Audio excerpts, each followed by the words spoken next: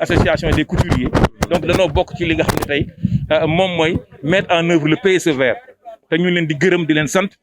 ci turu ministre Abdou Karim Sall di gërëm aussi le président de l'association des couturiers Mamadou Sey donc ci liggéey bu am solo bi muy def man gis naa ni ba mu taxawalee association bi ba léegi dëgg-dëgg mu ngi dox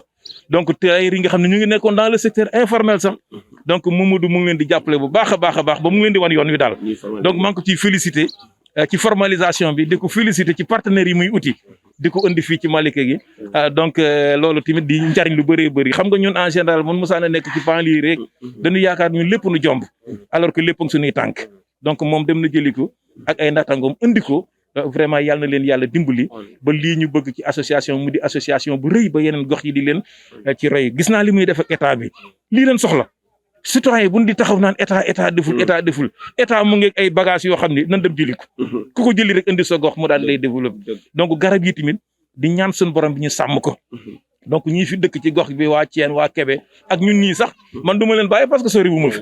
na ma koy defa ci école bi bis bu ne ba ñaari fan yu ni dinaa fi ñëw xool garab yi donc bu amee sooxe rek nga wax gars yi ay nañ ci jàpp parce que ñu dañoo bëgg taux de réussite ci campagne de reboisement bi donc le ministère dafa bëgg un taux de réussite de 98% boo xam ne liñ jëmbat garab yëpp ci Sénégal day sax parce que président de la République dañu dafa bëgg bàyyi un capital forestier aux générations futures parc forestier ba lépp fa nekk ci aéroport bu bees ba 10 hectares joxe na ko fa donc déclassé na classé na pratiquement 8 à 9 forêts yoo xam ne ñu ngi woon ci dëkk léegi dañ leen a def forêt classée lu mës a am depuis indépendance ba léegi donc président de la République moom ku ko gis rek développement durable daf ko bëgg ci xolam léegi nag citoyen nan bokk ci mouvance boobu donc yéen ñi nga xam ne yéen a bokk ci association bi ñu ngi leen di ñaax ci sensibilisation bi parce que lu ngeen du liggéey rek état bi ngeen ko liggéeyal maire bi ngeen ko liggéeyal Sénégal ngeen ko liggéeyal donc lii ñu fi jëmba tey ñu ngi ñaan yàlla daal yàlla na ko yàlla saxal ba suñu doom yi sët yi ñëw ci yeeg téeméeri at fekk fi ay forêt donc ñu def ndànk ci garab yi jëmbat garab defar garab parce que changement climatique et inondation yi ñuy wax sax ñàkk garab bokk na ci li koy joxe donc kon kay nan nekk xaritu garab bu bis bu ñu xam bala noo xam njariñu garab rek garab jóge parce que li ñuy noyyi mooy oxygène bi moom garab moo nu koy jox te CO2 bi nga xam ne moom mooy indi réchauffement climatique donc moom garab moom lay dundee kon kay ki nga xam ne ñun tooke ji moom da koy dundee di nu jox oxygène boo xam ne moom la ñuy noyyi donc kooku koy defe naa ne war na nekk xaritam bu baax di ko sàmm di ko jëmbat donc di leen gërëm di leen sant di ñaanal ñëpp jàmm yàlla na seen borom def ci réew mi jàmm def fi sutura parce que jàmm ci la lépp xaj yàlla na yàlla dalal xel yi feebar bii nekk fii di Covid bi yàlla na ko seen borom bi dindeeg jàmm ci adduna bi ba nit ñi delluwaat seen i activité de développement jërë ngeen jëf. man nag souvent su may wax toujours damay wax à côté dama ni atelier tailleur ak reboisement kan mu yaatu la xam ne pour jóge fa pour dem fi ci des dafa metti mais tey maasale ngeen kan bi ba nga xam ne jóge foofu ñëw fii lu neex la lu yomb la donc dama wax ni man li may féliciter c'est pas l'action de reboiser mais c'est l'initiative que vous avez prise bari na fi ñu ay association xam ni yéen da ngeen a sori reboisement ci entre guillemets mais ni ngeen bëgg ni ngeen ñëwee ba nit ñi accaparer ko ba pour def ko dama ne yàlla na ngeen am ay royukaay yoo xam ne ëllëg si biir dañuy roy loolu benn borom xam-xam dañuy wax ni li àddina bi yaatu yëpp ku nekk dëkk Sénégal kii dëkk Mali kii dëkk France pourtant nous n'avons qu'un seul monde les vents les frontières les virus n'ont pas de frontières te environnement am na benn borom xam-xamu tubaab bu ñuy wax Descartes ndax ñu wax ne rendons-nous maîtres et possesseurs de la nature donc li fi ne fi ñun ñoo ko moom nañ ko jariñoo nu mu ñu neexee mais ba mu koy wax nit ñi dañ ko nawoon mais xam nañ dafa juum àddina bi da nga ciy jël lu yam bàyyi ko mu nooyiwaat amaat nga jëlaat ko mais bu fekkee da nga jël lépp musibaam fi mu nekk fa daawul woon taw mooy taw ba la jël ñuy taw ñi fa dëkk fi doon taw mu di bekkoor loolu lan la fa bi ma kasebat ay diikum yàlla nee na defuma dara lu dul yéenu ko sabablu ci seeni loxo boo demee nag ba mbëkk mur bu fa nekk di jooy dàmpal ba mu set bu ba ndëlëgi bul mbëkkati mur ñun dañoo mbëkk mur ci environnement kon fi mu nekk nañu ressaisir bu fekkee ni ku gëm la mu tuub bu fekkee ni ku gëmul la mu xam ne moo yàqal boppam nañu dem delluwaat ca la nature xam nga fi mu nekk mu ngi mel ni ceen gu gudd rek nga dagg ci benn lonk dootoo am ceen fi mu nekk ceen gi dañ koo dagg mais nag alhamdulilah rabbil alamin les tailleurs vous prenez conscience que il y a une rupture dans la chaîne environnementale ngeen nag la ngeen koy kolewaat loolu laa leen di gërëmee waaw. ñu lay jaajëfal aussi sa taxawaay di jaajëfal aussi taxawaayu directeur eaux et forêts bu département bu bu Kër Massar ñu koy jaajëfal di jaajëfal directeur Gora Niang directeur CFE muy centre de formation environnementale di jaajëfal association bi di wax ni rek lii processus la bu association bi di continuer parce que yàggul defoon nañ fi journée sensibilisation sur le Covid te nous sommes une association de développement nag yaakaar naa ni environnement ci développement la bokk donc encore une fois ñu disons tout le monde merci chapeau aussi à l'organisation à la commission d'organisation et à toute l'association aussi parce que Malika la ñu am Malika tey bu baaxee ñun la baaxal su nekkee safaan ba aussi ñun lay koy doonal donc lépp lu ñu man pour que Malika ñu gis ko si loo xam ni royukaay lay doon association bi taxaw na si pour def ko ànd ko ak képp koo xam ni aussi mu ngi si yoon boobu donc encore une fois ñu disons merci à tout le monde merci aussi à notre chef de village ñuy jégglu ñu koy wax merci Serigne Mago aussi de passage ñëw na fi donc Malika dans son ensemble ñu ngi fi woon donc encore une fois nous disons merci à tout le monde merci à monsieur le maire merci à l'association des couturiers et stylistes bu Malika et à tous les artisans aussi qui ont contribué sur cette journée jërëjëfati encore une fois. waaw ziar di màggal ñëpp aussi di wax ne rek vraiment journée tey bi aussi ñoo ngi jaajëfal ñëpp di rafetlu initiative bi nga xam ne couturier et artisan de Malika ñoo ko initié invité ci population bi yëpp quoi di wax ne rek environnement moom mooy lépp parce que man souvent damay naan suñuy naan dëkkandoo man li ma ko jàpp mooy li ñu wër mais du doomu aadama yi duñu suñuy dëkkandoo man bu may wax dëkkandoo rek garab yeeg yeneen affaire yi ñu wër yoom ñooy suñuy dëkkandoo kon ça veut dire que ni nag bu ñu ñëwee tey andi reboiser te sans garab moom yaakaar naa ne du ñu dem quoi parce que bu fekkente ne aussi dañuy naan boo feebaree boo demee pharmacie da nga naan ko jaay ma garab boo bëggee féexlu da ngay naan garab kon ça veut dire que mënuñoo dem sans garab nun pël yi sax lekki la ñuy wax ne lekki moom mooy garab lekki mooy li ñuy féexloo kon dama ne gàcce ngaalaama association des couturiers et artisans de Malika di jaajëfal gaa yëpp di wax ne lii moom na nekk loo xam ne nañ koy pérenniser mu nekk loo xam ne nañu fexe mu continuer bu mu yem tey rek nañu continuer jëmbat garab nag jëmbat yomb na mais toppatoo bi di wax li lay war a sooli ñi nga xam ne ñoom ñoo dëkk ci secteur bi kër gu nekk na accaparé yenn garab yi toppatoo ko ba nga xam ne déwén incha allah weer wi buñ fi ñëwaatee fekk garab yi mën a màgg. waaw asalaamaaleykum maa ngi nuyu ñëpp di nuyu waa Malika d'abord ñu ngi remercier waa association des couturiers de Malika ñi nga xam ne ñoo am initiative bu noble bi ku ne xam ne ni jëmbat garab dafa bokk ci politique bu commune de Malika ndax chaque année on a un programme bu ñu tuddee Malika ville verte muy jéem a reboiser les grandes artères de Malika incha allah ñu ngi war defaat benn programme le 26 de bii ñëw ni ba ñu ngi koy defaat samedi prochain ñu ñaan ñëpp teew ci mais d'abord rek pour remercier d'abord le président Seye Momo Seye parce que franchement aussi yaakaar naa néew na ñu gis ay couturiers di dugg ci côté njëmbat garab parce que généralement ñoom seen activité mu jëm ci défilé de mode ak stylisme kon tey bu amee cette conscience citoyenne pour encourager ou bien véhiculer un message wax ñëpp ñu jëmbat garab kon nañ leen remercier di ñaan rek aussi ñi nga xam ñoo dëkk ci aux alentours mooy dëkk ci village bi ñu jàppale leen surtout ça par rapport au suivi parce que aussi jëmbat garab yomb na mais suivi moo ëpp solo suivi mooy fexe ba garab boobu ñu mën ko aar mën ko sécuriser par rapport ak xale yi par rapport ak jur gi ba duñ ko laal kon nag on les encourage et on demande également ñi nga xam ne yore association nekk ay ASC nekk ci yeneen corps de métier yi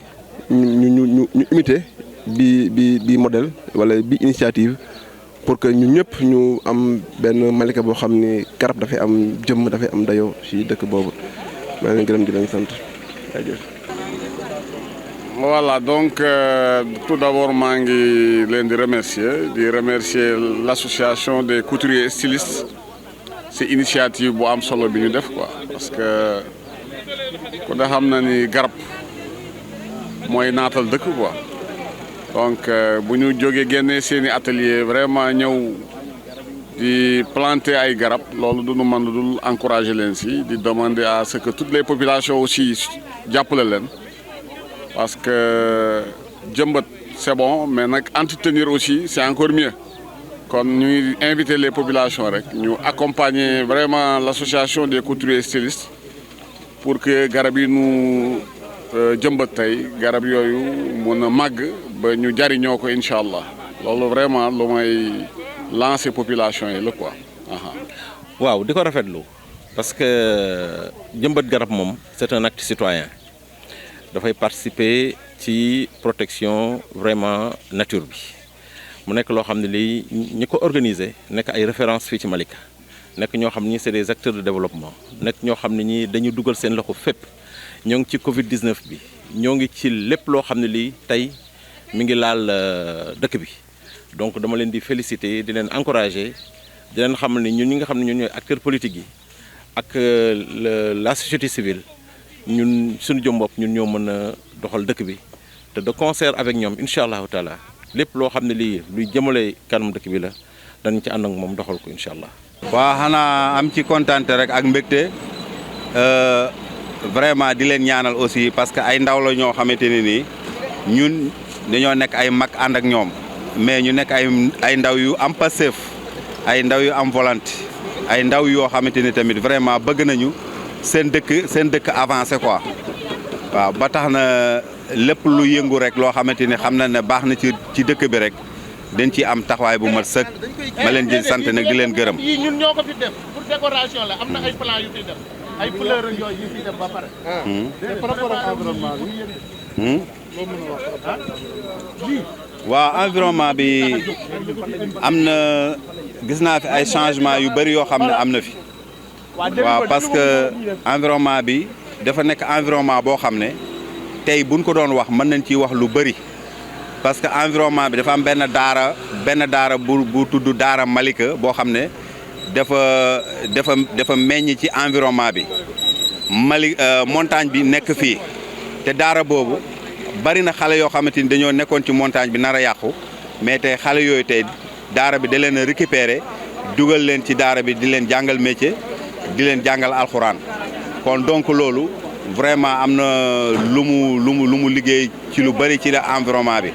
waaw parce que loolu su amul woon rek xale yi mën nañ fiy jaar dañuy yàqu complètement waaw.